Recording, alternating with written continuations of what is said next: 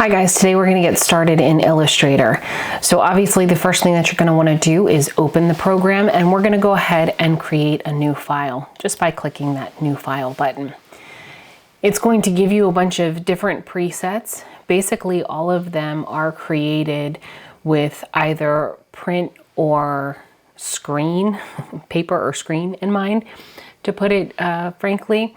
So the big thing that I want to show you is that if I go back and forth between web and print, if you look at color mode here, it's going to change from RGB to CMYK back and forth.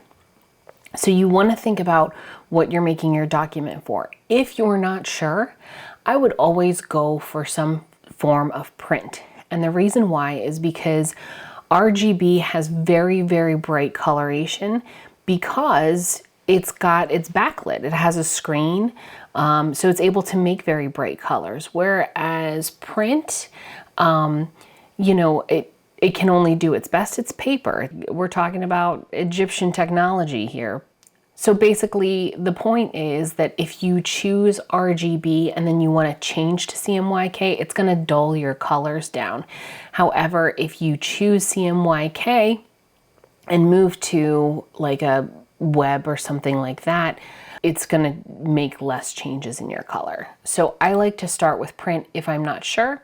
If I need the colors to be super bright, then I can always make those changes as needed. The other thing that I'm going to do is I'm just going to choose a horizontal orientation just because that's the orientation of my screen, so it's going to give me more working space. Go ahead and click Create, and it's going to open up a new document. And that white area in the center, this is your artboard. This is the space that you can design in. If you have something off to the side, you can pull it off to the side, but that would not be part of your, think of it like an easel. That would just be like if you're putting something on the table on the side of it. So I want to show you a couple of options if you're trying to do multiple things at once. You can go to File, New, and you can always create another window.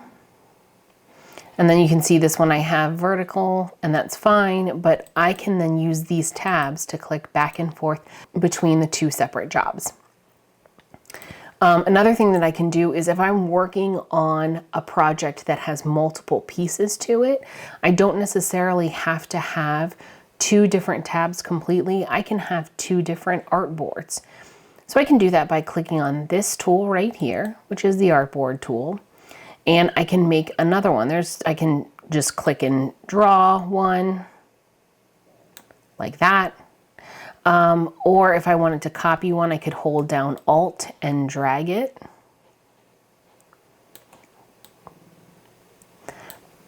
Or if I'm like, never mind, I changed my mind, I can just hit backspace and delete it. Once you've got it the way that you want it, you can always change the size.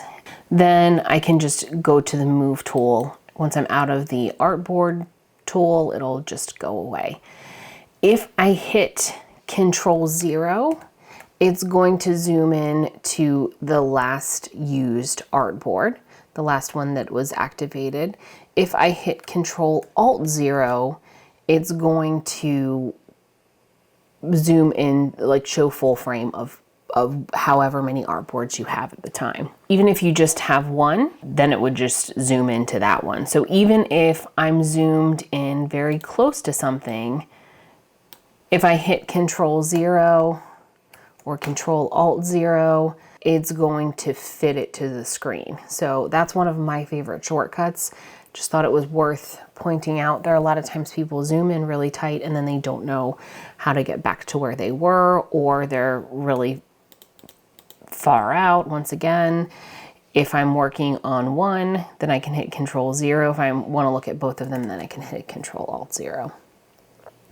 All right, if we take a look around, your setup probably looks different from mine, and that's okay. The great thing about Adobe is that your workspace is completely customizable. So we've got these menus up here, and we're going to take a look at the window menu. All of these here sometimes are called panels or palettes or windows.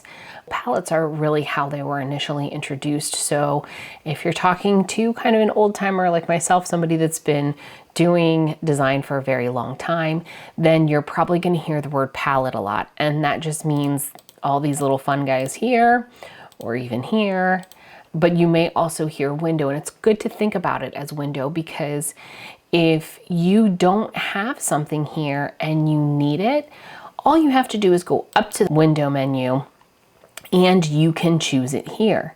You can see some of the ones that are already chosen because they have a little check mark. So I've got a check mark on the align tool or on the align palette or window, and you can see that it's open right here.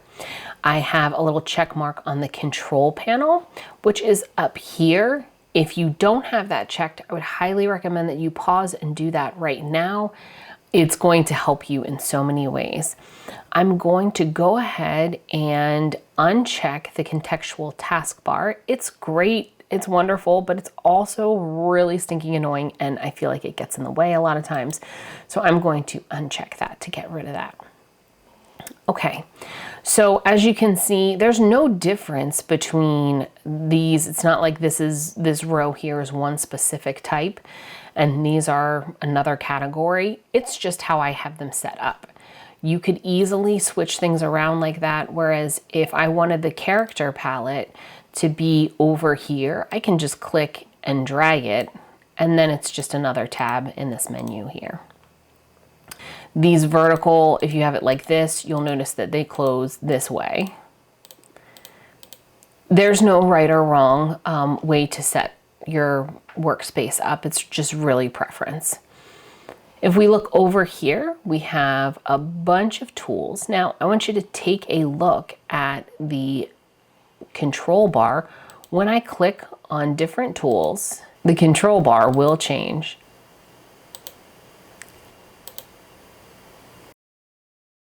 That's because it's making it specific to whatever tool I'm choosing. Another thing you want to take note of is these tools that have this little arrow or triangle in the corner there. That means that there are other tools grouped, and you can see what other tools are grouped with that. If you click and hold, you'll see that you have other things listed here.